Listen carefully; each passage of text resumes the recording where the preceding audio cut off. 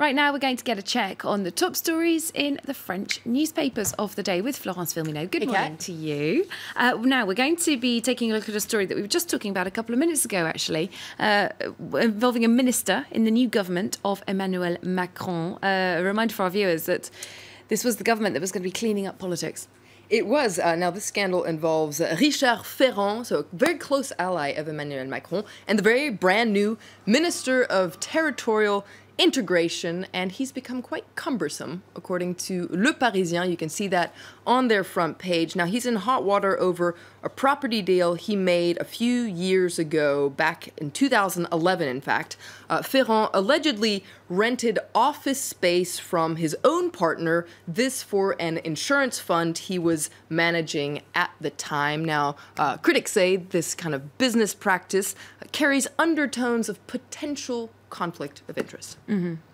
Indeed, and all this kind of conflicts of interest and things are very much of interest to voters, particularly when there's a parliamentary election coming up. Now, this initially came up in the satirical and investigative weekly, The Canard Enchaîné. The Canard Enchaîné, which of course was also very involved in reporting about the Penelope Gate scandal. Let's take a look at their latest revelations, because they have more and more details coming out. Now, what you can see here are documents, the preliminary sales agreement for a building that was bought by Ferrand's partner. Now, initially, Ferrand said he didn't know anything about this deal, or he wasn't involved in the sales operation, but you might be able to see it there in that second box. His name very clearly appears in these documents. Now, what bothers people about this operation is that, in fact, his partner bought this building knowing very well that she was going to be able to rent space to Ferrand. That is really the detail that's the key issue here.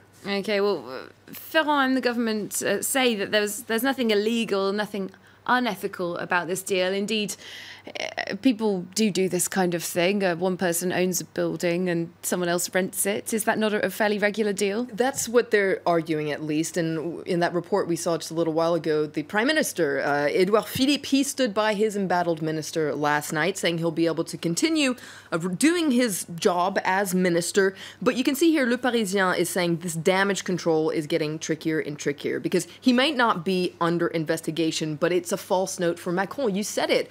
He vowed to clean up French politics, to make it squeaky clean, to make it more ethical. And Libération and other papers are saying that that squeaky clean image is taking a hit. It's being stained by this scandal. You can see here Richard Ferrand on the front page of Libération saying, do what I say, not what I actually do. Well, I remember my mum saying that. Exactly. My mom said that too. Libé says that, when you give lessons to people, when you're a politician and you start handing out lessons to people, you shouldn't get yourself in a position where you're receiving lessons yourself. Now, Libé says that En Marche promised change. It seems like we're just in an old politics situation as usual. Let's give our viewers a reminder of another fake jobs scandal, this one pertaining to the European Parliament. And it's been going on for many, many, many weeks. A new investigation has been launched, in fact, into this fake job scandal at the European Parliament. You might remember we were talking a lot about this in the lead up to the presidential election, because it involved the far-right National Front Party. It was accused of hiring people at the European Parliament who were actually working for the party in France. Oh, well, the European Parliament is in France as well, but working essentially at their own party. The domestic operations. Indeed. Now, essentially, the MPs, it's the députés from the National Front have essentially been name-calling, saying they're not the only ones perhaps doing this kind of thing. There's an investigation into 19 Euro MPs, including the current Minister of European Affairs. You can see a photo of her here on the front page of 20 Minutes, Marielle de Sarnez.